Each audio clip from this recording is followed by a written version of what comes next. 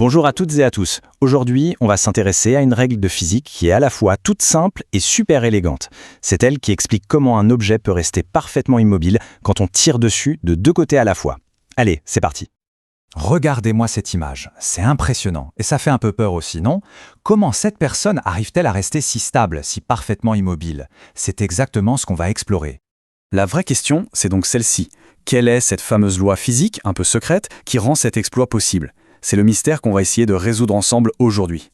Première étape de notre enquête, on va tenter de percer ce fameux secret de l'équilibre.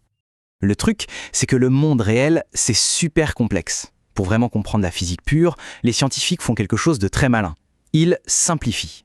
Alors, on va quitter le fil du funambule pour aller dans un laboratoire, un endroit où on peut tout contrôler. Et pour ça, on va mener une expérience bien précise, qu'on appelle l'expérience du solide. On va recréer la situation, mais dans des conditions idéales. Alors, voilà notre montage. On a un objet tout léger, si léger qu'on peut complètement ignorer son poids. Et de chaque côté, il est tiré par des dynamomètres. Ces instruments, ils servent à mesurer très précisément la force de traction de chaque côté. On va appeler ces forces F1 et F2. Et comme on néglige le poids de l'objet, on est sûr que seules ces deux forces agissent sur lui. On va donc y aller pas à pas, comme dans une vraie enquête. On a notre objet, on applique nos deux forces, et maintenant, le plus important, on va observer très attentivement pour trouver les indices qui expliquent pourquoi l'objet reste immobile. Bon, maintenant que l'expérience est en place, c'est le moment de jouer au détective. Troisième partie, on analyse les forces en jeu. On commence par une question toute simple, juste en regardant. Si on observe bien comment les forces tirent sur l'objet, qu'est-ce qu'on peut bien remarquer sur leur alignement? Et voilà, c'est notre premier indice crucial. Les deux forces partagent exactement la même ligne d'action. Elles tirent le long d'une seule et même droite. C'est une observation vraiment fondamentale. D'accord, donc elles sont sur la même ligne. Mais dans quelle direction est-ce qu'elles tirent? Est-ce qu'elles vont dans le même sens, ou est-ce qu'au contraire, elles s'opposent?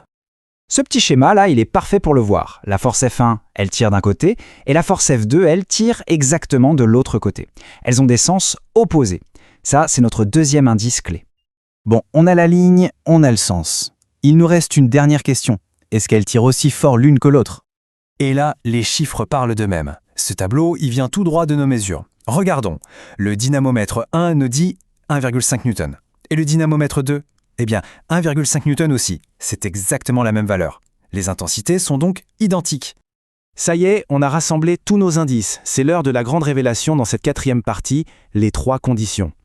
Alors, là voilà la règle qu'on cherchait depuis le début. Pour qu'un objet tiré par deux forces reste en équilibre, il faut que ces trois conditions soient réunies en même temps. Même droite d'action, des sens opposés et une intensité identique. C'est simple, c'est clair, c'est la loi. Et les physiciens qui aiment quand c'est à la fois simple et puissant résument tout ça en une seule équation. F1 plus F2 est égal au vecteur nul. Ça veut dire que leurs effets combinés donnent 0. Rien du tout. Elles s'annulent mutuellement à la perfection. On a la règle, mais pour finir, on va voir pourquoi l'une de ces trois conditions est si importante qu'on pourrait presque l'appeler la règle d'or de la statique. Imaginez une seconde que deux forces aient la même intensité et des sens opposés, mais qu'elles ne soient pas sur la même ligne. Qu'est-ce qui se passe? L'objet ne reste pas en place, non, il se met à tourner sur lui-même. C'est pour ça que la condition de la ligne d'action commune est absolument cruciale. Et cette citation le dit très clairement. Cette condition n'est pas une option, elle est nécessaire. Sans elle, pas d'équilibre, mais de la rotation, c'est garanti. Donc, ce qu'il faut vraiment retenir, c'est que l'équilibre est un jeu de précision. Il suffit qu'une seule de ces trois conditions ne soit pas respectée et hop, l'immobilité est rompue. Les trois ensemble, c'est la recette de la stabilité parfaite, que ce soit pour notre objet dans le labo ou pour le funambule sur son fil.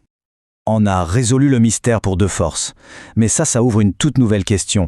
Le funambule, par exemple, il a son propre poids qui le tire vers le bas. Ça, c'est une troisième force.